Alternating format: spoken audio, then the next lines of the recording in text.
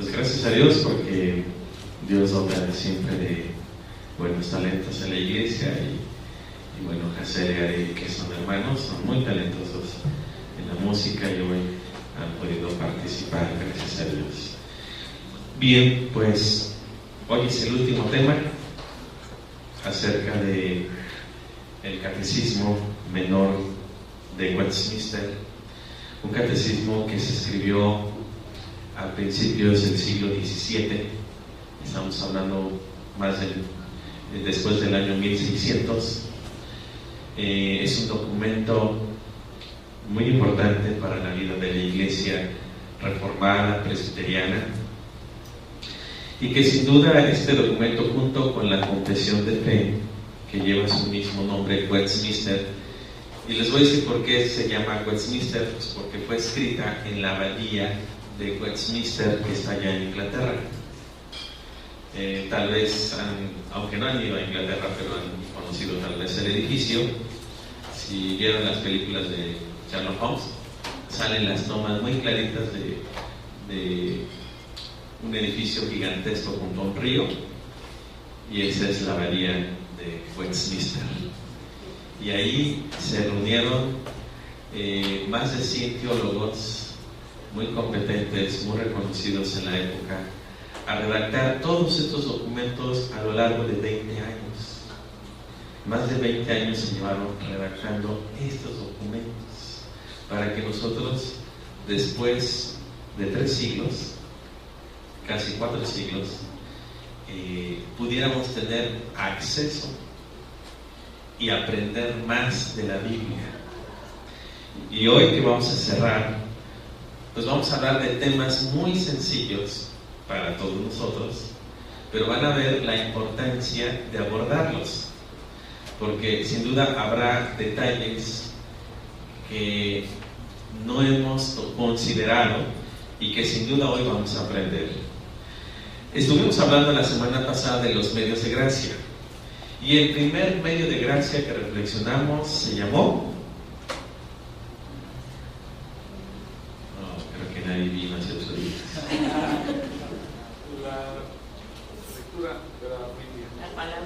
La palabra de Dios. Ese gesto significa lectura de la Biblia. La palabra de Dios. Hablamos de la trascendencia de la palabra y dijimos algo muy importante. El hecho de leer la Biblia no significa que están leyendo la palabra de Dios. Una cosa es leer la Biblia, y hay muchos lectores de la Biblia en este mundo y pocos oidores de la palabra de Dios. Entonces se puede pasar toda su vida leyendo la Biblia y nunca escuchar la palabra de Dios. ¿Sí? Hay una gran diferencia. Los que se dedican a la literatura leen la Biblia, pero esos nunca escuchan palabra de Dios. Nunca. Y cualquiera de nosotros podemos leer la Biblia todos los días y nunca escuchar la palabra de Dios. Porque en la Biblia, por revelación del Espíritu Santo, podemos encontrar la palabra de Dios. Pero si cerramos oídos, vamos a leer la Biblia, y solamente leer la Biblia. Y la Biblia es leerla como leer el Quijote, literatura altamente recomendada. Leer la Ilíada, literatura altamente recomendada. La Odisea y cualquier otro de los clásicos que generan cultura en nosotros. Yo no sé si las nuevas generaciones han leído todos esos libros que he mencionado. Señor de los Anillos. Sí, sí, a partir de Señor de los Anillos, Harry Potter y... Juegos del Hambre. Ahora Juegos del Hambre, sí, Narnia, ¿no? Eso es lo que lee la juventud de hoy, pero ya se dejó de lado al Quijote de la Mancha. un gran libro que sin duda su lectura nos deja un gran cúmulo de cultura. Pues si quieren aprender más de cultura, la Biblia también tiene muchos elementos de cultura. De hecho, fíjense, hace unos sábados anteriores me invitó la UNIDEP a dar un curso a los de maestría. Y la maestría que están cursando los estudiantes es Desarrollo Empresarial. Y me invitaron a una materia que realmente pues es lo que hago todos los días con ustedes, dirección estratégica. Así que a mí me apasiona esa materia, me encanta. Y ahora aprendí más cosas que sin duda las voy a poner en práctica el próximo año.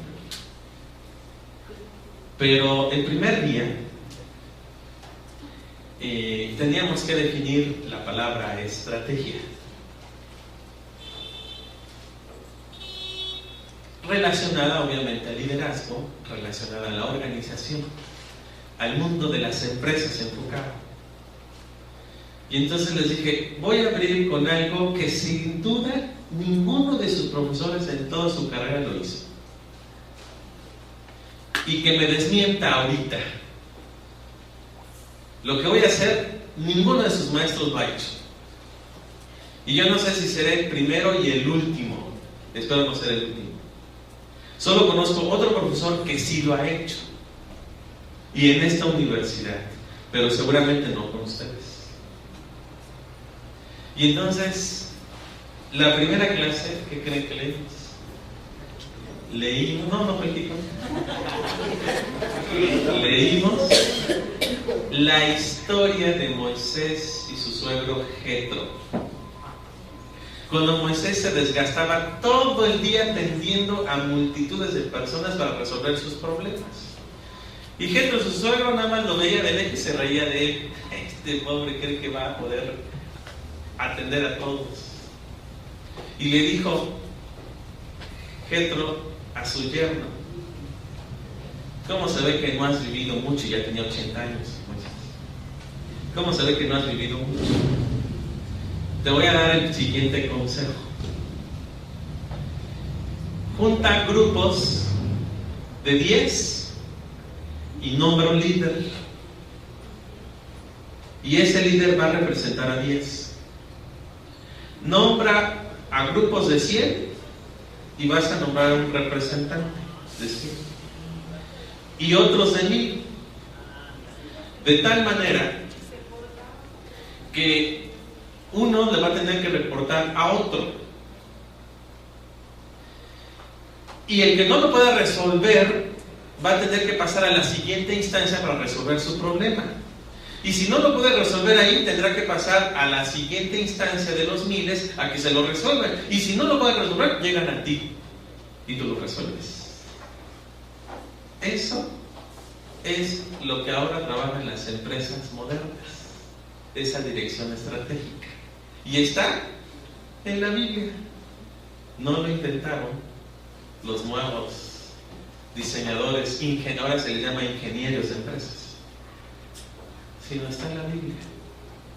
Y los alumnos se sorprendieron que en la Biblia habían elementos de organización estratégica. Pero ahora, ¿escucharon la palabra de Dios? La mayoría yo creo que no. Solo un chico que se acercó: profesor, yo soy cristiano, es adventista. Digo, pobrecito, tal de estar, pero comiendo en la iglesia. Sí, profesor, pero pues, ¿qué hago? Solamente son los sábados, es la maestría. Porque los adventistas, su culto son los sábados. Y entonces ya está así como que tachado, hijo del diablo, no, porque no va al culto, sino que tiene que ir a la escuela. Digo, mira, mientras tú mantengas tu relación con Dios, no importa que la iglesia te satanice. Dios te quiere y te ama. Para que vean que la Biblia la podemos leer en cualquier ámbito. Y yo la leí con el grupo de posgrado en la unidad. Pero todos lo vieron, qué interesante, nunca lo habíamos visto así. Y después hice mención de otro libro muy interesante, que aprendí mucho de él, Sun Tzu, El arte de la guerra. Y ahí vienen las mejores estrategias para poder vencer al enemigo. Y cuando lo compararon, dicen, pues se parece un montón lo que hizo Moisés. Pero ninguno escuchó la palabra de Dios. ¿Se dan cuenta? Y así podemos pasarnos a leer la Biblia mucho tiempo y nunca escuchar palabra de Dios. Por eso es muy importante escuchar la palabra. Al leer la Biblia, encuentren la palabra. Escuchen a Dios. Ese es el primer medio de gracia. El segundo y el tercero van juntos. Uno llamado sacramentos, número 2, y número 3, la oración. Y como ya no tenemos otro domingo para reflexionar sobre ello, hoy vamos a terminar el tema del sacramento y la oración. Entonces la pregunta 91, casi de las finales preguntas, dice: ¿cómo se hacen los sacramentos medios eficaces de salvación? Y la respuesta: los sacramentos vienen a ser medios, y hay que subrayar esa palabra, medios eficaces de salvación, no porque haya alguna virtud en ellos, o en aquel que los administra, sino solamente la bendición de Cristo y operación del Espíritu Santo en aquellos que los reciben con fe. Y vamos a hablar de los sacramentos. De hecho, aquí están presentes, miren. A su mano derecha, izquierda, perdón, está la Santa Cena. Y a su mano derecha, la copa del bautismo. Y en un momento más voy a aclarar por qué nada más dos. Pero fíjense, los sacramentos, o sea, estos elementos que ven aquí, dice la enseñanza del catecismo que son medios, no son fines. Cuando estos elementos se convierten en fines, no podemos dejar de usarlos constantemente porque como fines nos están ayudando a nuestra salvación. No, son medios. Y cuando es un medio, es un conducto, es un vehículo que me transporta a. Si bien puedo usar estos, como bien puedo usar otras cosas. Porque en sí estos elementos no tienen poder alguno, ni mucho menos quien los administra. Entonces fíjense, si alguien por emergencia pide ser bautizado,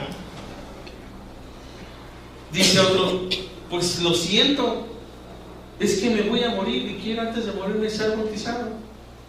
Lo siento, no hay ningún ministro que lo pueda hacer. Así que muérase.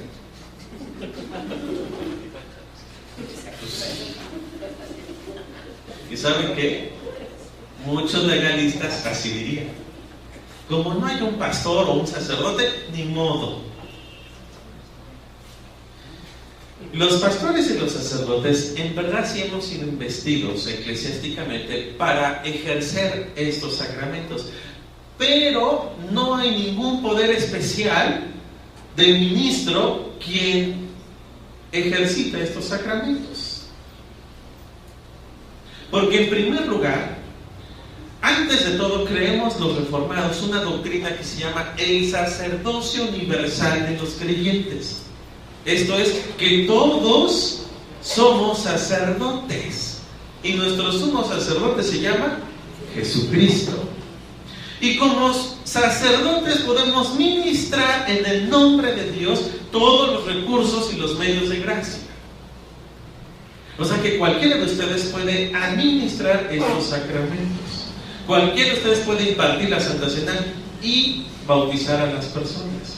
Sin embargo, eclesiásticamente lo hemos reservado a unas cuantas personas que las preparan para ello, para que lo hagan de manera correcta, pero no porque tengan un poder especial. Hay muchos hospitales donde muchos bebés que están en terapia intensiva no fueron bautizados, aún no habían sido bautizados en ese momento, y entonces la madre desesperadamente, cuando el médico le dice ya no hay mucho que hacer, clama porque alguien bautice a ese niño o ese niño. Y hay hospitales donde cuentan con su capella y hay otros que no. Y entonces, ¿qué hacer? Alguna vez alguien me preguntaba, es que yo soy enfermera, y me decía, pues bautícelo usted, por favor. Pero yo no puedo. Si lo hago me pueden sancionar. ¿Es verdad, pastor? No, nadie la va a sancionar porque usted porta el Espíritu Santo. Y si le están pidiendo que lo bautice, bautícelo. Porque no hay ningún ministro cerca y no hay tiempo para buscarlo. Porque es cuestión de vida o muerte. Pero ahora, ¿el bautismo que se le aplica a ese niño le va a garantizar ir al cielo? No. De hecho, si no se bautiza a ese niño y muere, no pasa nada, se va directo a la presencia de Dios. ¿Y entonces por qué lo pide? Por tranquilidad de la madre. Porque la madre se sienta tranquila que cuando se vaya su hijo o hija, se vaya a la presencia de Dios y quiere sentirse tranquilo. Y se lo aplicamos entonces por razón de la madre, no por razón del niño. Porque el niño no le va a pasar nada si se le bautiza o nunca se le bautiza. Piensen en la persona que estaba al lado de Jesús en la cruz y le dijo, cuando vayas en tu reino, ¿te acuerdas de mí? Y le dijo Jesús, desde hoy estarás conmigo en el reino. Y los dos murieron. ¿Y lo bautizaron? No. Porque el bautismo no tiene un poder, es un medio eficaz de salvación, no porque haya una virtud alguna en ellos o el que lo administra, sino por la bendición de Cristo y la operación del Espíritu Santo en aquellos que lo reciben con fe. O sea, en el momento de aplicarse estos sacramentos, el Espíritu Santo está actuando en el corazón de la persona. Lo utiliza Dios como medios, pero bien podría utilizar otra cosa. Y no necesariamente esto. De hecho, Dios utilizaba otros medios en el Antiguo Testamento. Por ejemplo, la Pascua era un medio que utilizaba, que fue sustituida por la Santa Cena. O la circuncisión, que solamente se le aplicaba a los varones nacidos en el 8º día. Y ahora fue sustituido por el bautismo. Esos dos medios quedaron deshechos. Ya perdieron su validez. Caducaron. Para que vean que esos medios no eran del todo eficaces y eternos. Los utilizó en su momento Dios. Ahora ha querido utilizar estos. Pero ¿qué creen?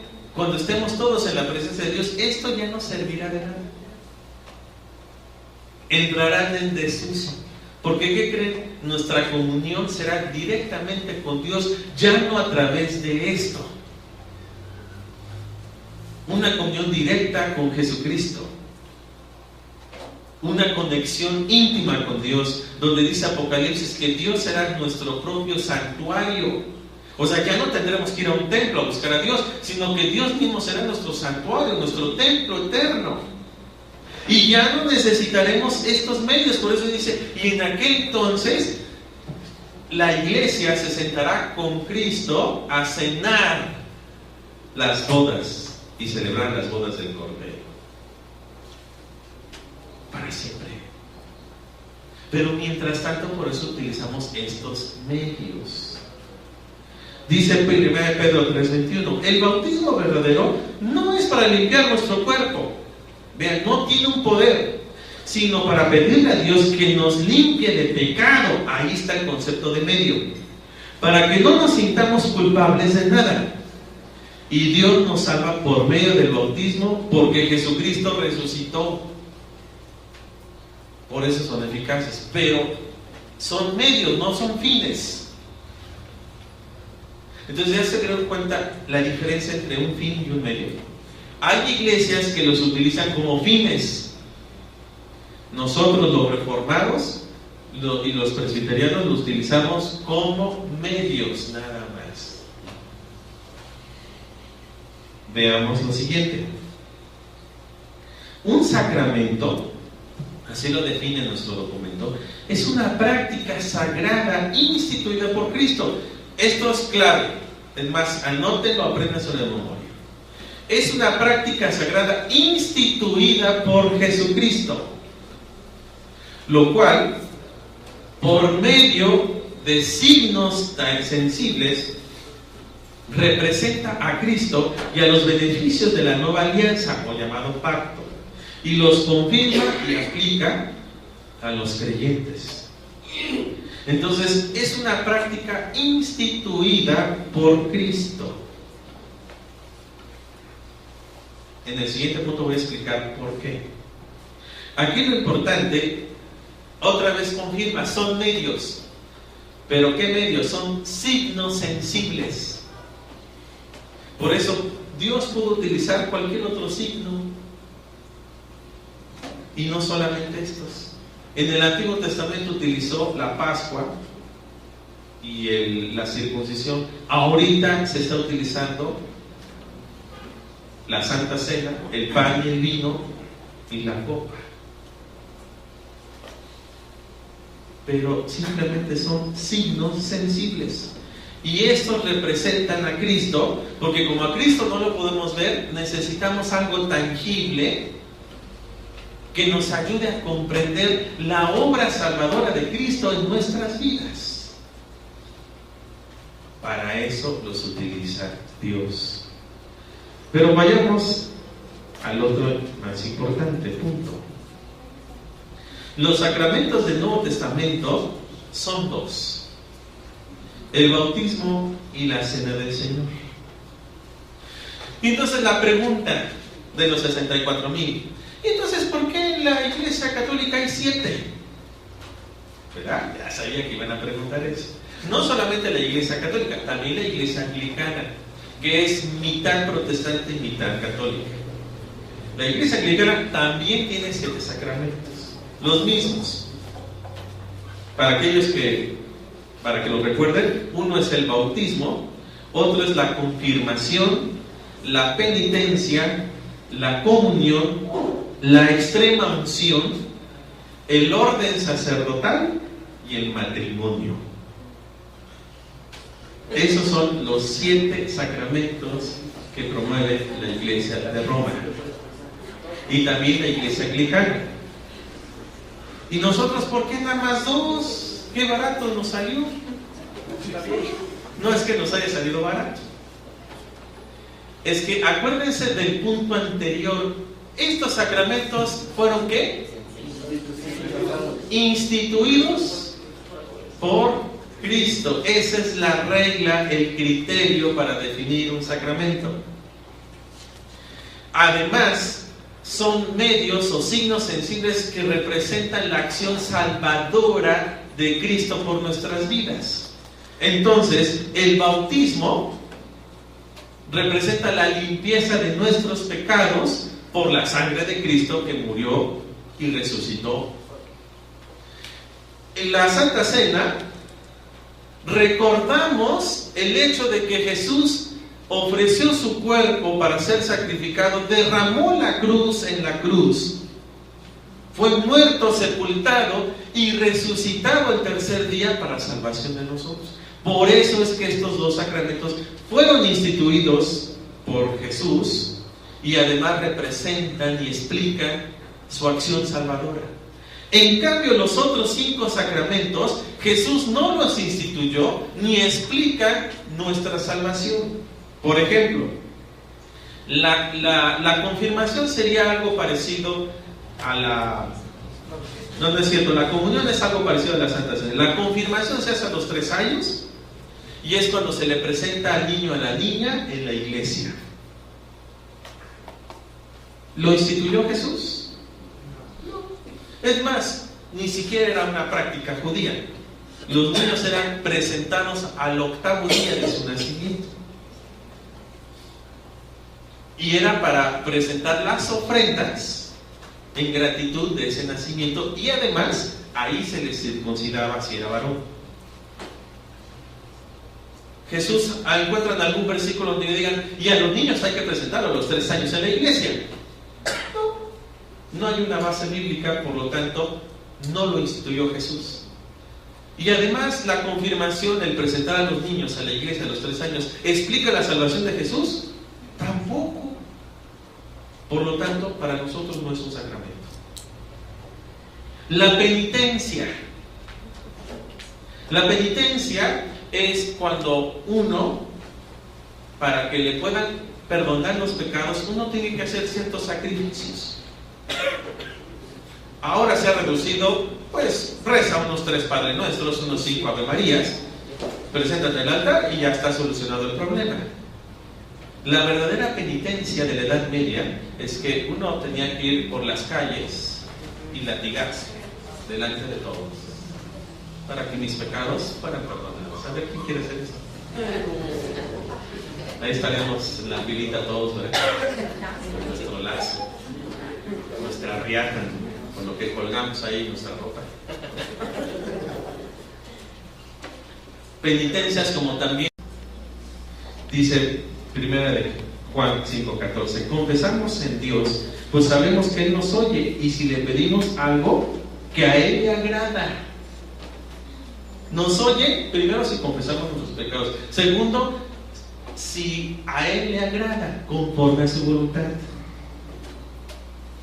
Filipenses 4:6, no se preocupen por nada, más bien oren y pídanle a Dios todo lo que necesitan y sean agradecidos. Entonces, en estos 2 versículos se resume lo que nos enseña el catecismo. Nos enseña que hay que pedir conforme a su voluntad, hay que confesar nuestros pecados y hay que reconocer con gratitud sus bendiciones. 3 elementos indispensables de la oración. Cada vez que oren, hagan esto. Primero, confiesen sus pecados. Segundo, agradezcan por todos sus beneficios. Ahora sí, pidan conforme a su voluntad. Señor, quiero una casa en las lomas, pero que se haga tu voluntad. Y a lo mejor, pues, te la va a dar en otra colonia, no en las lomas. Ah, sí, la lomita. A lo mejor la lomita. Pero Dios te dio esa casa para ti. Lo más feo de pues eso fue su voluntad. Pide conforme a su voluntad. Tienes derecho a pedir, pero siempre conforme a su voluntad.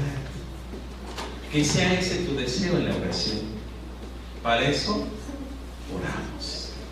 Y si sabemos que la palabra de Dios, la oración y los sacramentos son medios de gracia, ¿qué más necesitamos para caminar con Dios? Eso es todo. Vean que somos ricos, millonarios, en ese sentido. Tenemos todo lo necesario. Así que ahora cantemos con júbilo a nuestro Dios.